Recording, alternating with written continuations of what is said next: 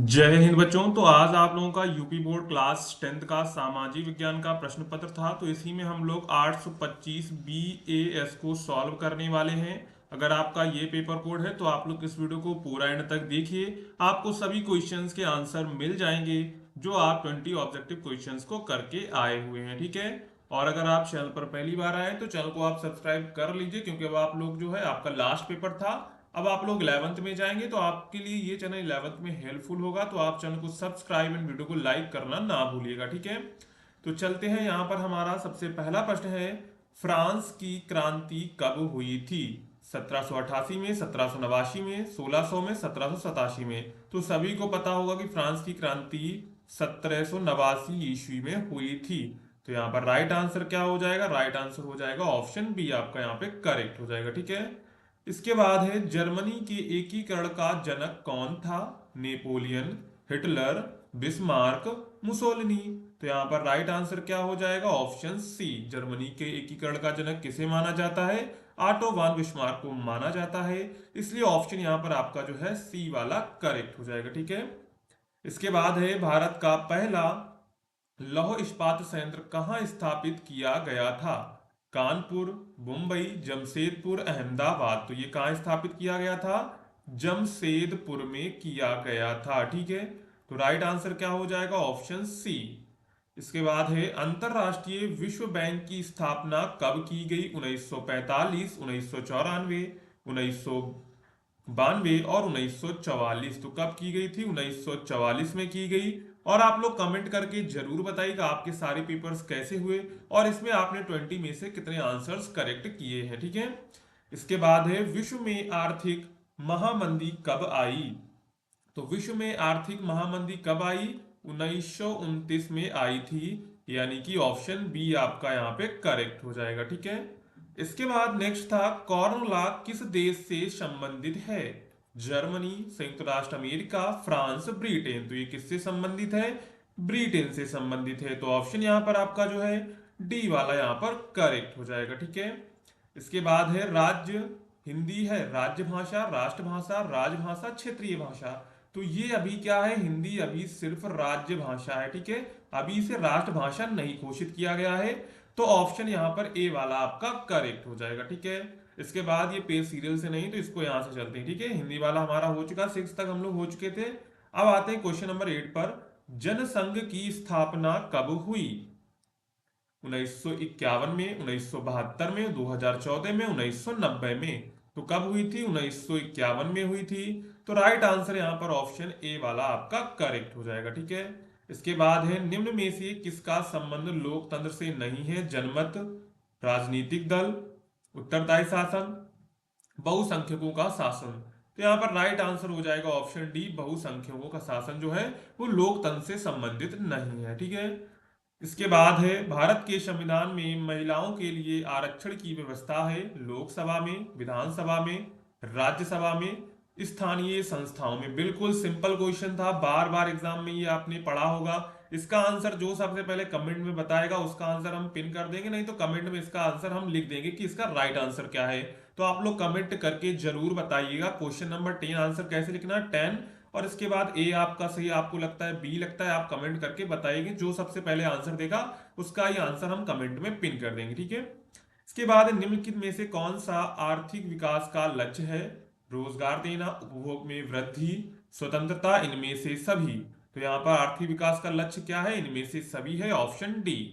इसके बाद है, तृतीय क्षेत्र का व्यवसाय है? बैंकिंग, पशुपालन, कार के, कुल पुर्जे निर्माण और कपास बुनना। तो यहाँ पर तृतीय क्षेत्र का जो है वो है बैंकिंग। क्या है? जो बैंकिंग है वो थर्ड सेक्टर में आता है। ठीक है।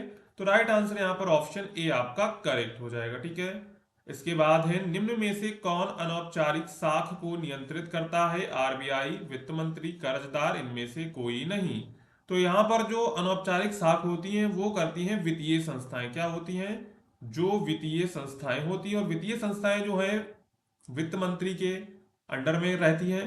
तो हो सकता है यहां पर ऑप्शन बी आपका करेक्ट हो। ठीक है।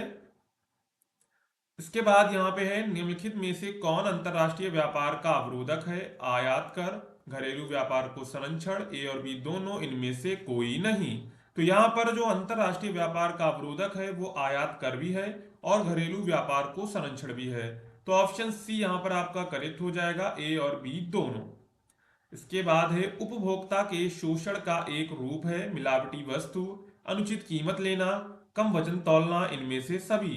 तो उपभोक्ता का शोषण लोग कैसे कर सकते हैं? मिलावटी वस्तु यानी कि ओरिजिनल चीज नहीं देंगे, अनुचित कीमत लेंगे और उसको वजन भी कम तौलते हैं। तो यानी कि ऑप्शन डी आपका करेक्ट हो जाएगा, इनमें से सभी के द्वारा ही उपभोक्ता का शोषण होता है। इसके बाद है क्वेश्चन नंबर नेक्स्ट। संपूर्ण उत्तरी मैदान बना है जलोढ़ मृदा से, काली मृदा से, मरुस्थलीय मृदा से, लेटेराइट मृदा से। तो ये किससे बना है? जलोढ़ मृदा से बना है। तो ऑप्शन ए यहां पर आपका करेक्ट हो जाएगा। ठीक है। इसके बाद यहां पर जो आपके कुछ क्वेश्चंस थे, इसके बाद है क्वेश्चन नंबर 17। निम्नलिखित में से कौन वनों संसाधनों के सिकुड़ने का कारण नहीं है? कृषि क्षेत्रफल में वृद्धि, वाणिज्यिक वानिकी में वृद्धि, खनन क्रियाओं में वृद्धि, आरक्षित वनों का विस्तार। तो यहाँ पर राइट आंसर क्या हो जाएगा? ऑप्शन डी वाला करेक्ट हो जाएगा, आरक्षित वनों का विस्तार। इसके बाद है क्वेश्चन नंबर 18। निम्नलिखित में से कौन भारत में रोपड़ फसल का उदाहरण नहीं है? गन्ना, केला, धान, कॉफी। रोपड़ फसल कौन सी होती? वे फसलें जो एक जगह बहुत सारी लगाई जाती है, यानी इकट्ठा बहुत मात्रा में लगाई जाती है, उन्हें हम लोग रोपड़ फसल कहते हैं। जैसे गन्ना है, केला है, कॉफी देखेंगे तो बहुत सारे लंबे इलाकों में बोई जाती है। ठीक है। तो यहाँ पर ऑप्शन जो आपका करेक्ट हो जाएगा वो हो जाएगा सी वाला। कौन सा करेक्ट होगा? Option C. इसके बाद चलते हैं नेक्स्ट। निम्नलिखित में से कौन खनिज उद्योग है? चीनी उद्योग, पेट्रो रसायन उद्योग, ए और बी दोनों। तो यहां पर जो राइट आंसर हो जाएगा वो आपका हो जाएगा पेट्रो रसायन। क्या हो जाएगा? पेट्रो रसायन। ये क्या है? एक प्रकार का खनिज उद्योग है। ठीक है। ऑप्शन बी आपका यहाँ पे करेक्ट हो जाएगा। ठीक है। इसके बाद है स्वर्णिम चतुर्भुज योजना संबंधित है स्वर्ण खनन से, महाराज मार्ग विकास से, रेल परिवहन के विकास से, बागों के संरक्षण से। स्वर्णिम चतुर्भुज योजना है ये महाराज मार्गों के विकास से है। ऑप्शन बी यहाँ पर आपका करेक्ट हो जाएगा। देखिए जो खनिज उद्योग है, अब यहाँ पर जो एग्जामिनर है उसने किस बेस पर आंसर बनाया है कि चीनी उद्योग को इसने खनिज उद्योग में ले लिया हो, इसलिए यहाँ पर ऑप्शन सी, ए और बी दोनों दे दिया है। लेकिन जो पेट्रो रसायन है जो उर्वरक टाइप के होते हैं, यानी कि लोहा हो गया, ये सारे जो उद्योग होते हैं वो खनिज उद्योग में आते हैं। जबकि चीनी जो है वो खनिज नहीं है। क्या है? चीनी जो है एक प्रकार का मिनरल, वैसे इसको मिनरल मान भी सकते हैं। अगर आपने ये भी किया है तो ये भी करेक्ट हो सकता है, और अगर आपने ये भी किया है तो ये भी करेक्ट है। ठीक है। दोनों ऑप्शन इसमें करेक्ट हैं। वैसे अगर बुक में देखा जाए तो बुक में चीनी उद्योग को जो है खनिज उद्योग नहीं माना गया है, लेकिन चीनी भी क्या है? एक प्रकार का मिनरल ही हम लोग पढ़ते हैं। मिनरल क्या? शुगर एक प्रकार का क्या है? शुगर एक प्रकार का मिनरल ही है। तो ऑप्शन सी भी आप करेक्ट कर सकते थे। अगर आपने इन दोनों में से कोई एक किया है तो आपका करेक्ट आंसर माना जाएगा। ठीक है। तो यहाँ पर हमने 20 क्वेश्चन थे उनको कवर कर लिया है। अगर आपके 20 में से कितने सही हुए आप लोग कमेंट करके बताइएगा। इसके बाद आपके जो है वर्णनात्मक प्रश्न थे, तो यहाँ पर इन प्रश्नों के तो उत्तर आपने कर लिए होंगे, अब इनको बताने की कोई जरूरत है नहीं। ठीक है। इसके बाद इनको यहाँ पर वह स्थान जहाँ पूर्ण स्वराज की मांग का प्रस्ताव पारित हुआ था, वह स्थान जब 1920 में कांग्रेस का अधिवेशन हुआ था, जलियांवाला बाग हत्याकांड कहाँ हुआ था? अमृतसर में हुआ था। आनंद भवन कहाँ स्थित है? वहां जहाँ सूती मिल श्रमिकों ने पहला सत्याग्रह, तो यह अहमदाबाद में किया था। तो ये सभी के आंसर्स आपने कर दिए होंगे। थोड़ा अगर आपने थोड़ा बहुत भी सही किया है तब भी आपको आंसर मिल जाएंगे। जैसे यहाँ पर देखिए, पश्चिम भारत में स्थित सॉफ्टवेयर टेक्नोलॉजी पार्क को इस चिन्ह द्वारा दर्शाना था।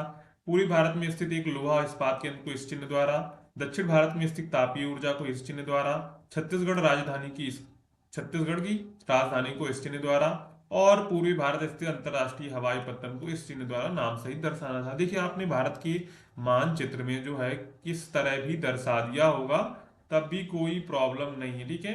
कहीं भी रख दिया होगा पर आप करके आए होंगे तो आपको जरूर 10 में से 5 नंबर तो आपको मिल ही जाएंगे। ठीक है। तो ये आपके जो है पूरे पेपर का सोल्यूशन था। अभी जो ऑब्जेक्टिव क्वेश्चंस थे उनके ही हमने यहाँ पर सोल्यूशन कराए हुए हैं। आपके 20 में से कितने आंसर सही हुए हैं आप लोग कमेंट करके बताइएगा। और अगर आपने अभी तक वीडियो को लाइक नहीं किया है तो वीडियो को लाइक कर दीजिए, चैनल को सब्सक्राइब एंड अपने दोस्तों में शेयर करना ना भूलिएगा। मिलते हैं नेक्स्ट वीडियो में।